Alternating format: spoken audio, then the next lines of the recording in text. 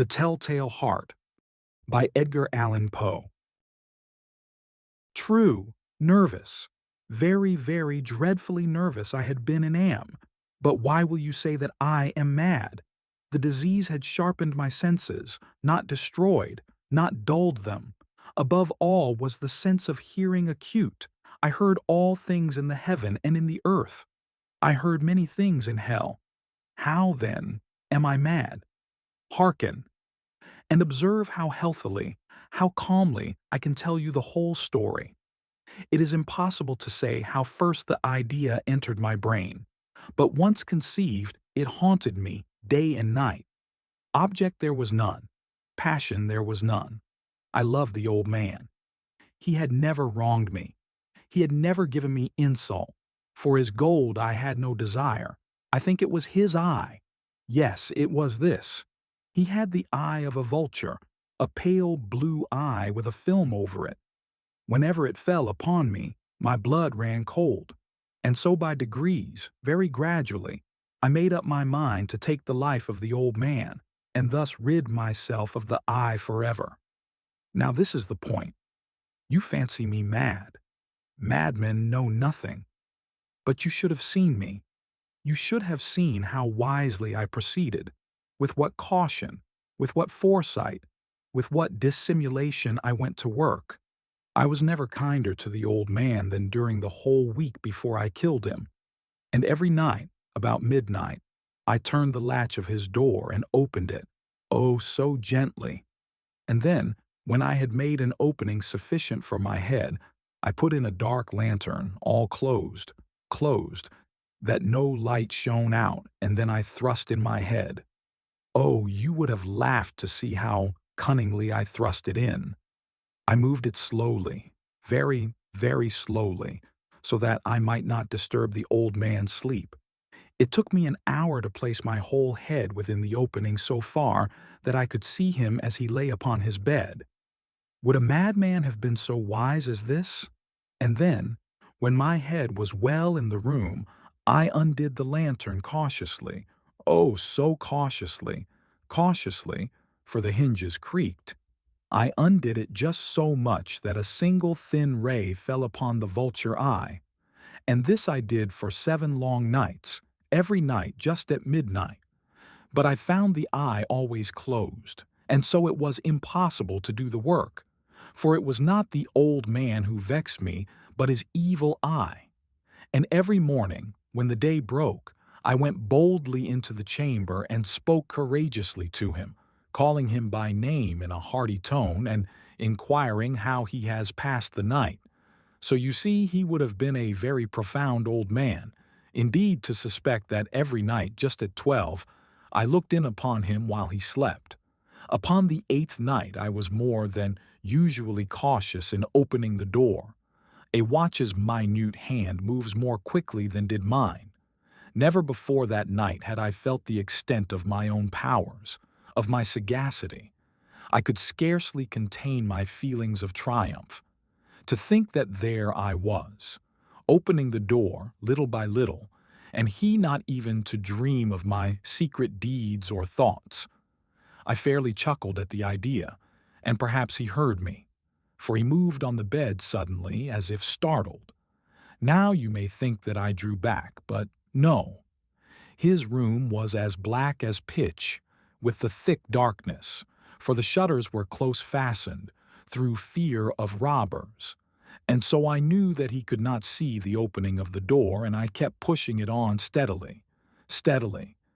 I had my head in, and was about to open the lantern, when my thumb slipped upon the tin fastening, and the old man sprang up in bed, crying out, "Who's there?" I kept quite still and said nothing. For a whole hour I did not move a muscle, and in the meantime I did not hear him lie down. He was still sitting up in the bed, listening, just as I have done, night after night, hearkening to the death watches in the wall. Presently I heard a slight groan, and I knew it was the groan of mortal terror. It was not a groan of pain or of grief.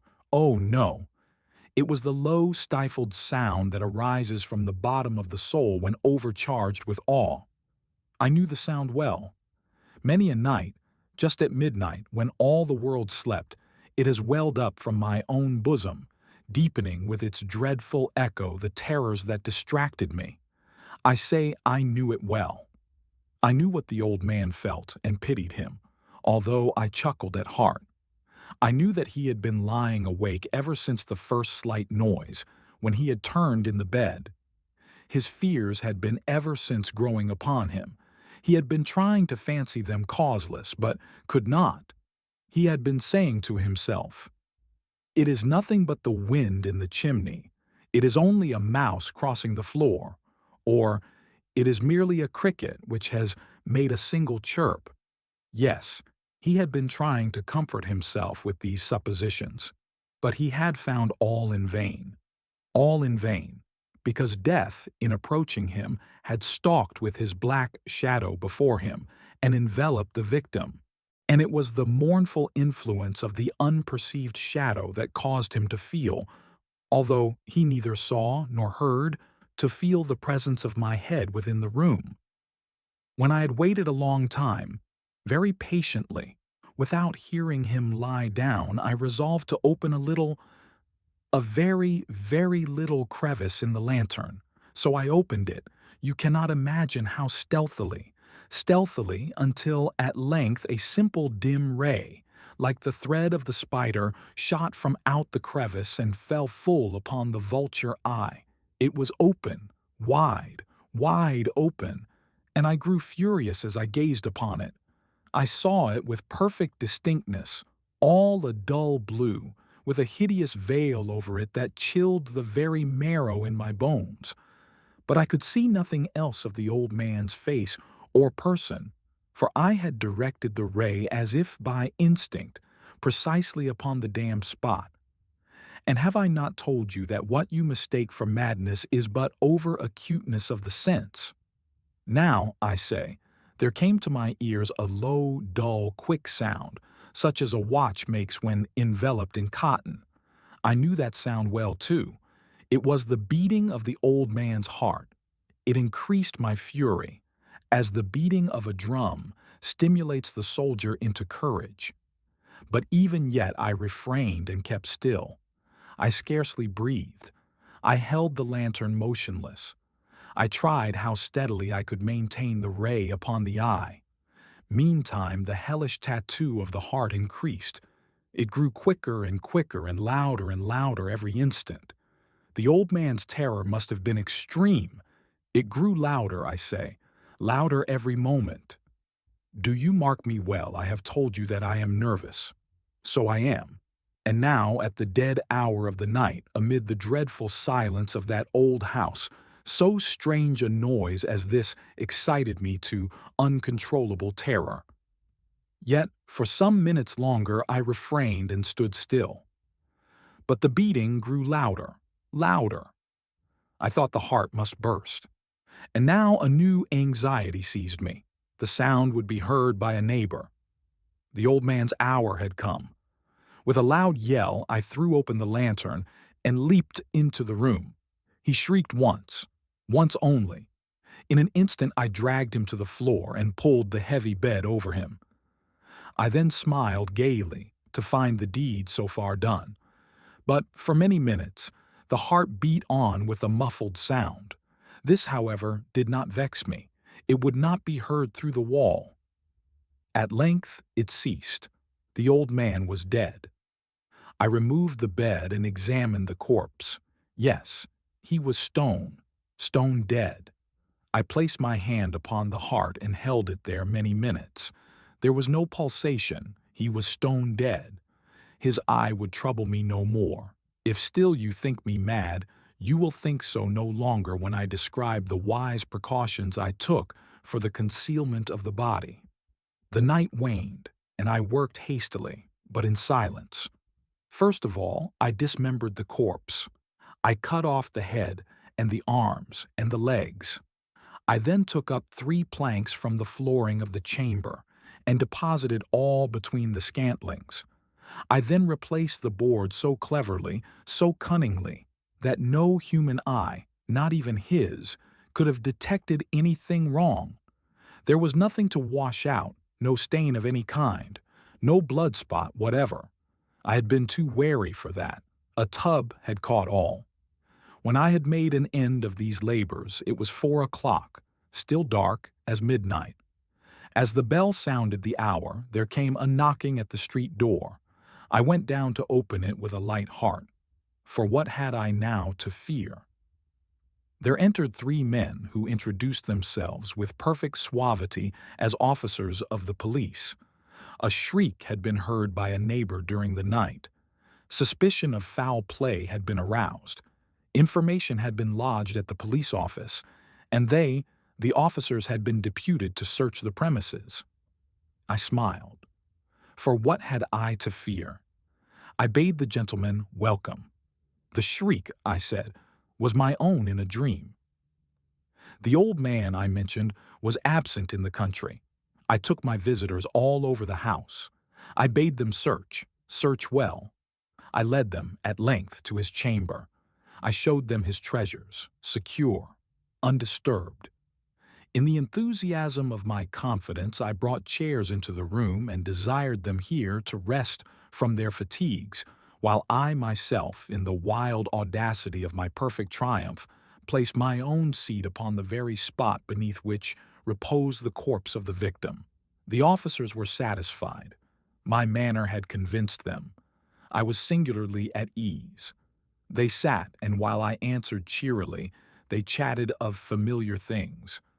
But ere long I felt myself getting pale and wished them gone. My head ached, and I fancied a ringing in my ears. But still they sat and still chatted. The ringing became more distinct. It continued and became more distinct. I talked more freely to get rid of the feeling, but it continued and gained definiteness, until at length I found that the noise was not within my ears. No doubt I now grew very pale, but I talked more fluently and with a heightened voice. Yet the sound increased, and what could I do? It was a low, dull, quick sound, much such a sound as a watch makes when enveloped in cotton. I gasped for breath, and yet the officers heard it not. I talked more quickly, more vehemently, but the noise steadily increased. I arose and argued about trifles, in a high key and with violent gesticulations, but the noise steadily increased. Why would they not be gone?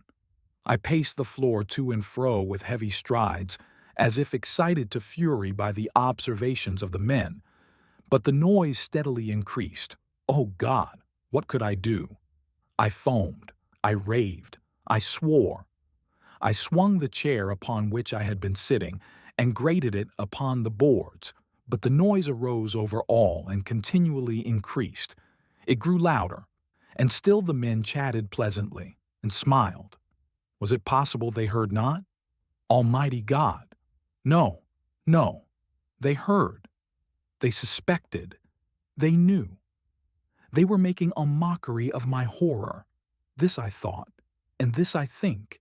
But anything was better than this agony. Anything was more tolerable than this derision. I could bear those hypocritical smiles no longer. I felt that I must scream or die. And now, again, hark! Louder, louder. Villains, I shrieked, dissemble no more. I admit the deed. Tear up the planks. Component placement here. It is the beating of his hideous heart.